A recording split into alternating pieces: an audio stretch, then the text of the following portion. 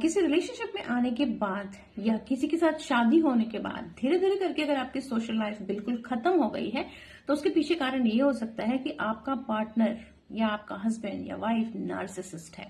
अब कैसे जाने कि आपकी सोशल लाइफ खत्म होने के पीछे उनका हाथ है? तो मैं आपको 8 चीजें बताऊंगी जो नार्सिसिस्टिक पार्टनर्स अपने लाइफ पार्टनर के साथ या अपने पार्टनर के साथ में करते हैं, जिससे उनकी सोशल लाइफ धीरे धीरे करके खत्म हो जाती है। वो ऐसा इसलिए करते हैं ताकि पूरी तरह से आप उनके लिए अवेलेबल हो, उनके कंट्रोल में हो, और घर में जो कुछ भी हो रहा है, रिलेशनशिप में जो कुछ भी हो रहा है, वो आप किसी के साथ शेयर ही ना कर सको। जब आपको कोई आउटसाइड पर्सपेक्टिव मिलेगा ही नहीं तो आप हमेशा कंफ्यूज रहोगे कि आप सही हो कि वो सही है, वो सच में गलत है या नहीं, जो हो रहा है वो सच में अब्यूज है या नहीं, और आप खुद पे ही डाउट करते रहोगे और उनके लिए हमेशा आसानी बनी रहेगी आपको मैनिपुलेट करना। तो वीडियो को एंड तक देखिएगा तो आपको पता चलेंगे ये 8 बिहेवियर्स। तो सबसे पहला बिहेवियर है कि वो आपको उन लोगों के साथ, जैसे ही आप इस रिलेशनशिप में या शादी में आए, जैसे ही आपका उनके साथ में रिश्ता शुरू हुआ, उसके बाद से ही आपने नोटिस किया होगा कि वो आपको जिन लोगों के संग आपके अच्छे संबंध से हमेशा उनकी इमेज आपकी नजरों में खराब करने की कोशिश की है। और जब आप अपने दोस्तों के साथ में, रिश्तेदारों के साथ में, माता पिता भाई बहन के साथ में होते हैं तो वो वहां बैठकर आपकी सारी बातें सुनते हैं बहुत ध्यान से, ताकि उन्हें पता चल सके कि कहाँ क्या क्या कमियां या खराबियां या प्रॉब्लम्स या चैलेंजेस रिलेशनशिप में है। और जब आपसे उनकी बहस होती है या जब वो आपको, जरूरी नहीं कि आपका उनका समय खराब चल रहा हो, कभी कभी ऐसा है कि आप दोनों बहुत खुश भी हैं आपस में, फिर भी वो जानबूझ के उन पॉइंट्स को लेकर आते हैं, उन पॉइंट्स को आपके साथ डिस्कस करने की कोशिश करते हैं, जिससे आप असहज महसूस करते हैं और धीरे धीरे आपकी नजर में आपके घर वालों का, दोस्तों का इमेज खराब होना शुरू हो जाता है। दूसरी चीज, जब भी आप अपने लव्ड वन के साथ में, घर वालों के साथ में, दोस्तों के साथ में, रिश्तेदारों के साथ में समय बिताते हैं, उनके घर जाते हैं या वो आपके घर आते हैं या जस्ट आप फोन पे बातचीत कर रहे होते हैं या इवन चैट भी कर रहे होते हैं, तो आपका पार्टनर कुछ ऐसा करेगा कि आपको शर्मिंदगी महसूस हो, आपको गिल्ट फीलिंग हो कि अरे यार क्यों गए, जाते ही नहीं इससे अच्छा, या क्यों उन्हें बुला लिया, इससे अच्छा बुलाते ही नहीं। या फिर अगर आप चैट करें, चैट बीच में ही छोड़ दिया, फोन पे थे तो फोन बीच में ही काट दिया, वो कुछ ऐसा करेंगे, सडनली बच्चों को मार दिया, बच्चों को रुला दिया, या आपसे कुछ सडनली मांगने लग जाएंगे, खाना पानी या कुछ आपका अटेंशन चाहिए उनको, या सडनली बस ऐसे ही इरिटेट होने लग जाएंगे, ताकि आप घबरा जाओ और सोचो कि अरे मुझे जो भी मैं कर रही हूँ ये बंद करके मुझे इनको अटेंशन देना है हर बार। या फिर अगर आप कहीं से मिलकर आए हो, पार्टी से आए हो, किसी से मिल के आए हो, तो आने के बाद कुछ ना कुछ ऐसा करेंगे कि आपका मूड ऑफ हो जाए। तो अगली बार आप उस इंसान से मिलने से पहले 1000 बार सोचोगे कि यार लास्ट टाइम जब मिले थे या जब बात की थी तब इतना सब नाटक हुआ था, छोड़ो यार, जाना ही नहीं है, क्या फायदा, अपने घर में शांति रहे वही काफी है। यही वो एग्जैक्टली चाहते हैं कि आप सोचें कि यार अपने घर में शांति रहे, बाकी चलो कोई बात नहीं, बाकी रिलेशनशिप इंपॉर्टेंट नहीं है। इस तरह से धीरे धीरे करके आपको वो दूसरों से अलग करते हैं। तो ये दूसरी चीज है जो नार्सिसिस्टिक पार्टनर्स करते हैं। अब मैं आपको बताती हूँ तीसरी चीज। वो सिर्फ आपको ही नहीं मैनिपुलेट करते, वो दूसरी पार्टी को भी मैनिपुलेट करते हैं। अगर आप कभी दुखी हैं या नाराज हैं या बहुत इमोशनल होकर आपने कोई कमी बता दी अपने किसी फ्रेंड की, ब्रदर सिस्टर की, मदर फादर की, रिलेटिव की, इवन पड़ोस में जो फ्रेंड्स हैं, जो कॉमन फैमिली फ्रेंड्स हैं, आपने कभी किसी के बारे में कुछ अगर नेगेटिव बोल दिया तो वो वहां भी जाकर बताते हैं। अब आप सोचोगे मुझे कैसे पता चला? क्योंकि मैं नार्सिसिस्टिक लोगों को बहुत आसानी से पहचान लेती हूँ और मैं ऑब्जर्व करती हूँ उनका बिहेवियर, कि कैसे वो अपने पार्टनर के सीक्रेट, फ्रेंड्स के सीक्रेट्स, रिलेटिव के सीक्रेट अपना थोड़ा सा फायदा पाने के लिए कहीं भी किसी को भी बता देते हैं। तो अगर आपको जरा सा भी अंदेशा है कि आपका पार्टनर नार्सिसिस्ट है, तो सबसे इंपॉर्टेंट चीज है कि आप अपने सीक्रेट शेयर करना बंद करिए। किसी के साथ आपकी कोई भी अगर प्रॉब्लम है, नार्सिसिस्ट को मत बताइए। किसी के साथ आपका बहुत अच्छा रिलेशनशिप है, वो भी मत बताइए। उनके पास कोई भी इंफॉर्मेशन जाएगी वो उसको इस्तेमाल करेंगे आपको आइसोलेट करने के लिए, आपको दुख पहुंचाने के लिए। इसको ट्रायंगुलेशन बोलते हैं कि एक ट्रायंगल सा बन जाना। एक ट्रायंगल के एक कोने पे आप हो, एक पे नार्सिसिस्ट है और थर्ड पे किसी और को रख के आपको दुख पहुंचाना। मतलब नार्सिसिस्ट तो इतने गिरे हुए होते हैं कि कई बार तो वो घर में काम करने वाली नौकरानी तक से आपको ट्रायंगुलेट कर सकते हैं। सड़क पे झाड़ू लगाने वाले स्वीपर से भी ट्रायंगुलेट कर सकते हैं। आपको उसके सामने नीचा दिखा देंगे, या आपके और उसके बीच में कोई छोटी मोटी बात हो रही है उसका साइड ले लेंगे। तो इसे ट्रायंगुलेशन बोलते हैं कि तीसरे पर्सन को वर्टेक्स पर रखकर आपको नीचा दिखाना, आपको इनसिक्योर महसूस कराना, ताकि आप और कोशिश करो इनको समझाने की, उनको समझाने की, और उस कोशिश को करते हुए आप पागल जैसे दिखाई दो। लोगों को लगे क्या पागल है, ये क्या लगी रहती है हमेशा, क्या हमेशा कोशिश करती रहती है। पर ऐसा नहीं है कि आप पागल हो रहे हो, आपको जबरदस्ती ऐसा आपको प्रोवोक किया जा रहा है कि आप ऐसे बिहेव करो कि आप लगो कि आप पागल हो। क्रेजी मेकिंग कहते हैं इसे, गैस लाइटिंग बोलते हैं। तो ये है तीसरी चीज जो नार्सिसिस्ट करते हैं अपने विक्टिम को, अपने पार्टनर को आइसोलेट करने के लिए। मैं आपको बताऊंगी चौथी चीज। अब जिन लोगों के खिलाफ वो आपको भड़काते हैं और जिन लोगों को जाकर आपके खिलाफ भड़काते हैं, उन लोगों के सामने वो एक बहुत ही अच्छे पार्टनर होने का नाटक भी करते हैं, ताकि कभी आप जाकर वहां पर प्रॉब्लम को शेयर करने की कोशिश करो, मिसअंडरस्टैंडिंग्स को क्लियर करने की कोशिश करो, तो फिर आप ही पागल जैसे दिखोगे।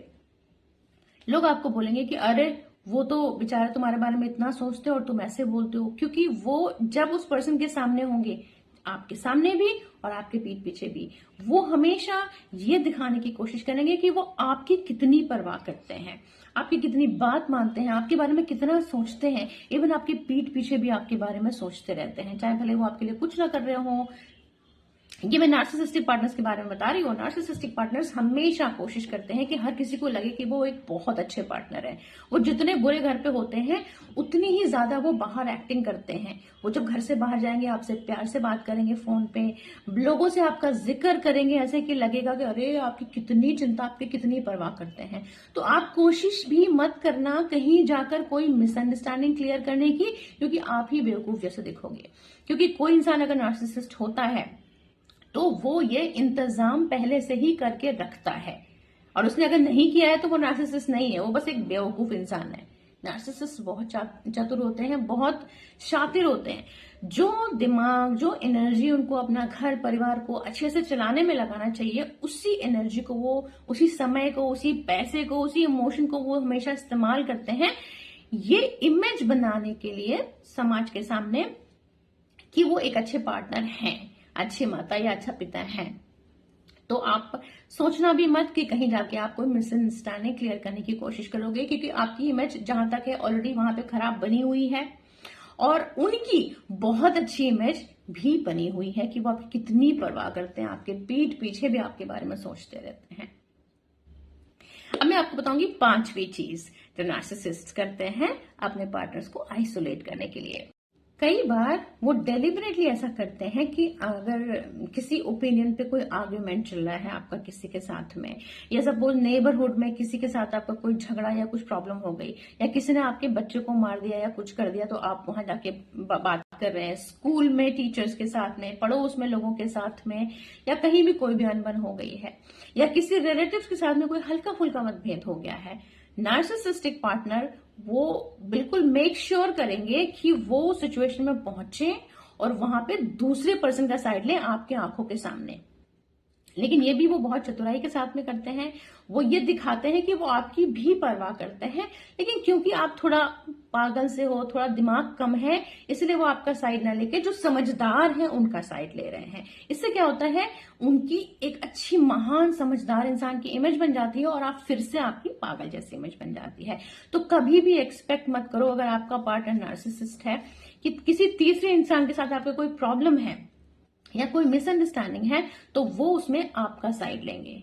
वो हमेशा दूसरे इंसान का साइड लेंगे। हमेशा याद रखना, वो हमेशा दूसरी टीम में है, वहां पर उनको अपना अच्छा इंप्रेशन बनाना है, आपका इंप्रेशन खराब करना है, और ताकि आप वहां से उस इंसान से जितना हो सके उतना और आइसोलेट हो सको। हर किसी को ये पता चल सके कि आपके सपोर्ट में कोई नहीं है, आप बिल्कुल अकेले हो।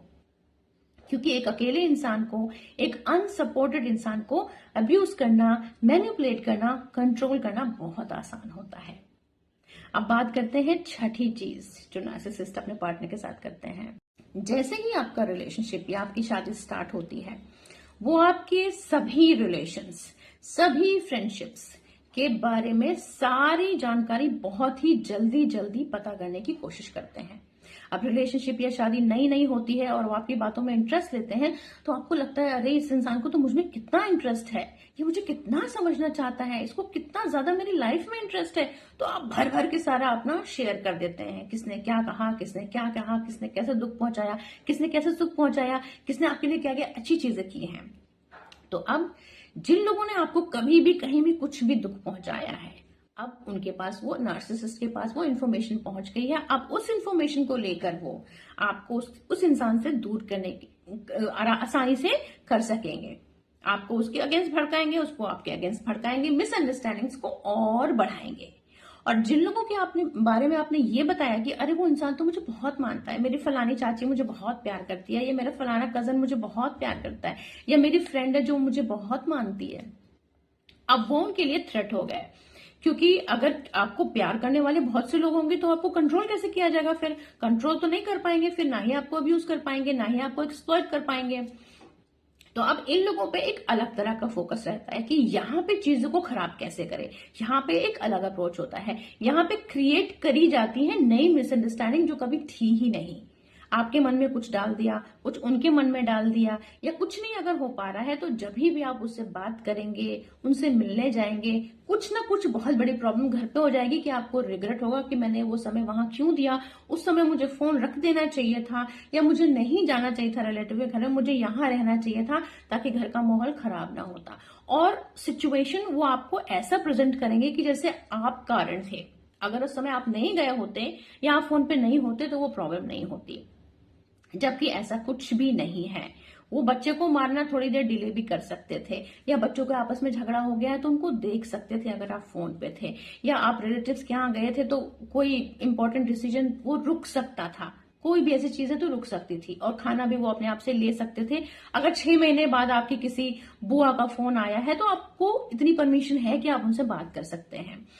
पर उनको वो सारा जो है ना केओस तभी क्रिएट करना होता है जब आप किसी के साथ में बहुत खुश होते हैं, कोई आपको अप्रिशिएट कर रहा होता है, कोई आपको प्यार शो कर रहा होता है, किसी को आप लव शो कर रहे होते हैं, या कुछ उसके लिए करना चाह रहे होते हैं। अब आते हैं अगली टैक्टिक्स के ऊपर। अगर कभी आप गलती से बता दो कि कोई ऐसा रिलेटिव है या कोई ऐसा फ्रेंड है जिसके साथ आप टच में तो हो पर आप थोड़ा अनकंफर्टेबल फील करते हो उनकी प्रेजेंस में, या you are on a break, अभी आप टेम्पररी ब्रेक पे हो उस रिलेशन में, नहीं बातचीत करना चाहते, नहीं मिलना चाहते, या नहीं उनके घर जाना चाहते, या उन्हें नहीं बुलाना चाहते, कि आप अपना रिलेशन को अपने हिसाब से चलाना चाहते हो, आपको ऑटोनॉमी चाहिए आपके रिलेशनशिप में। अगर आपने ये इन्फॉर्मेशन नार्सिसिस्ट को दे दी, नाउ वो मेक श्योर करेंगे कि आप उस पर्सन से मिलो ही मिलो।